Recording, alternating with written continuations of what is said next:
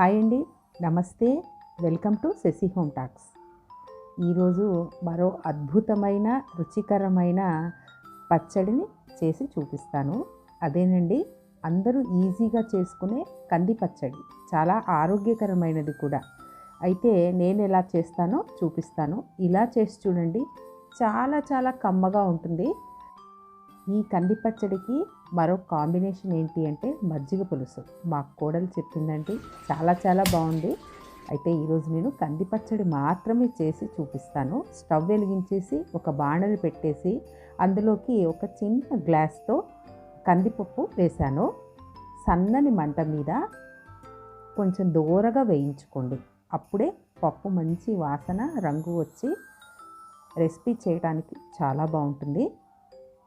కందిపప్పు వేగిన తర్వాత ఒక ప్లేట్లోకి మార్చుకోండి.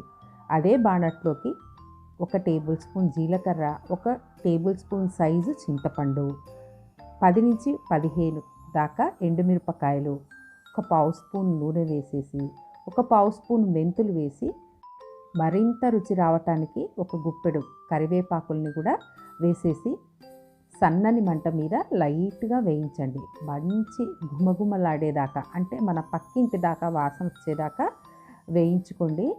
ఆ తర్వాత మరి అదే ప్లేట్లోకి మార్చేసుకోండి.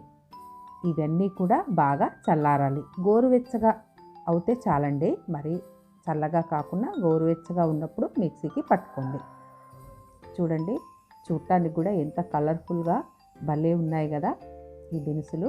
ఆ తర్వాత మిక్సీలోకి వేసేసి కల్లుప్పు తగినంతగా వేసేసి మిక్సీకి పట్టుకోవాలి. మిక్సీకి వేసినప్పుడు రంగు మనకు కనిపించదు. చూడండి, ఇలా ఉంది, తెల్లగా పొడిగా ఉంది కదా.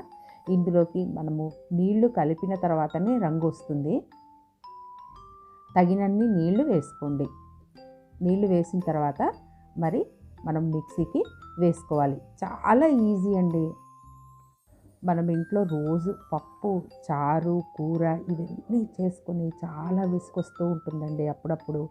అలాంటప్పుడు అందరికీ ఒకే ఒక ఆప్షను రోటి పచ్చడి. అది కూడా కంది పచ్చడి అయితే మహాద్భుతంగా ఉంటుంది కదా.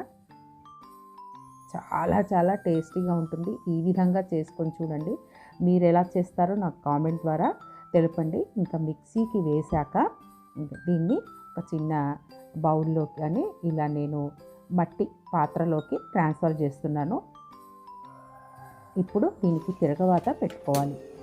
స్టవ్ వెలిగించేసి ఒక చిన్న ప్యాన్ లాంటిది పెట్టాను. అందులోకి ఒక 2 స్పూన్స్ నూనె వేసేసి ఇందులోకి శనగపప్పు, జీలకర్ర, ఆవాలు, ఎండుమిరపకాయలు, కరివేపాకు, ఇంగువ, వెల్లుల్లి కూడా వేశాను. అయితే అదంతా కొంచెం మిస్ అయింది, ఏమనుకోకండి. అవి వేసేసి బాగా వేగిన తర్వాత కంది పచ్చట్లోకి వేసుకోవాలి. ఇందులోకి ఈరోజు కాంబినేషన్గా మజ్జిగ పులుసు కూడా చేశానండి. ఇంకా అన్నంలో ఇలా కంది పచ్చడి వేసుకొని మజ్జిగ పులుసు కూడా వేసుకొని కాస్త నెయ్యి వేసుకొని ఆహా తింటే ఉంటుంది. వేరే లెవెల్ టేస్ట్ అండి. నిజంగా చాలా చాలా బాగుంది. ఎప్పుడు నేను మజ్జిగ పులుసులోకి చప్పడిపప్పు చేస్తూ ఉంటాను. ఈసారి కారకారంగా ఇలా కంది పచ్చడి అయితే చేశాను. మా కోడలు చెప్తే భలే ఉండింది. మీరు కూడా ఈ కొత్త కాంబినేషన్ని మీరు కూడా ట్రై చేసి చూడండి. మీరు ఈ విధంగా ఎవరైనా కాంబినేషన్లో ఈ విధంగా చేసుకుంటారా, అది కూడా నాకు కామెంట్స్ ద్వారా తెలపండి. నచ్చితే లైక్ చేయండి, షేర్ చేయండి, సబ్స్క్రైబ్ చేసి బెల్ ఐకాన్ని క్లిక్ చేయండి. Thank you.